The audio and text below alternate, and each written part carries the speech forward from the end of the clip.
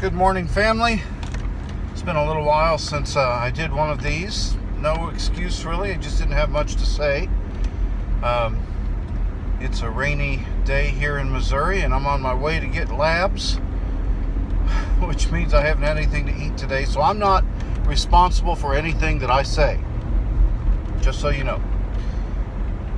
I want to ask you today, what is your calling? Some people may struggle with their work. You may not have an easy row to hoe there at your workplace. You may have confrontation. I can't say anything without this GPS going off. You may have confrontations with coworkers. You may have customers that you don't care for. You may have stresses in your job. But I want you to know that God has placed you exactly where you are. And that's a real struggle sometimes to grasp, because we want something more sometimes. We want the bigger paycheck sometimes because we're having a hard time making ends meet, or we want a place that is less stressful. By the way, let me tell you, I have yet to work a job that did not have a significant amount of stress.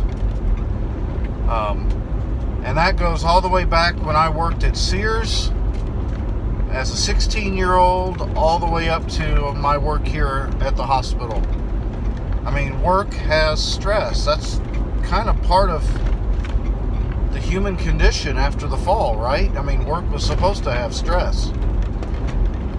But sometimes we let the stress get the better of us, and that stress sometimes takes us into a place where we are not living our calling.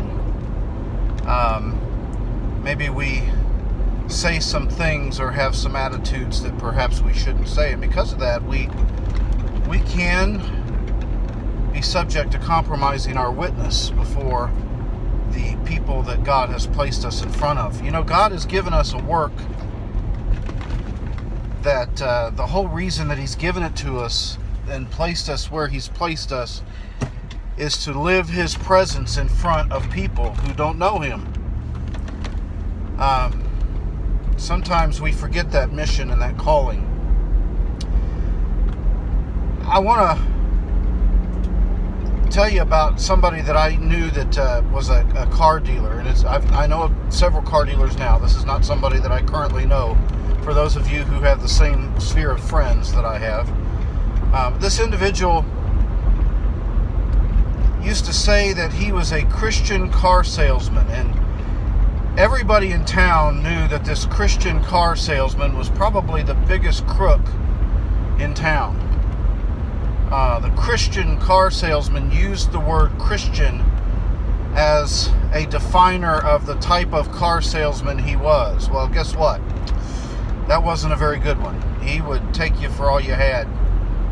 He'd see somebody come up and think they're dressed a little nicer than somebody else, and so he would raise the price of the vehicle just because. Well, I got to thinking about that guy. He used the word Christian as an adjective. An adjective, if you know anything about the English language, which I'm horrible at English. I like to write, but I was horrible at English.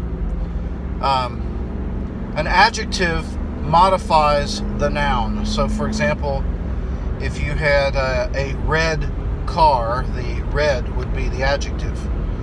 The car meaning the subject. Well, whenever we as Christians use Christian as an adjective, we run the risk of problems before the world. When we use the word Christian as what defines us, it is the noun, it is who we are, not simply our description. Then we take a little more seriously the calling that God has placed on our life. So for you today, perhaps you would say that you are a Christian farmer. I want to encourage you to change that mindset.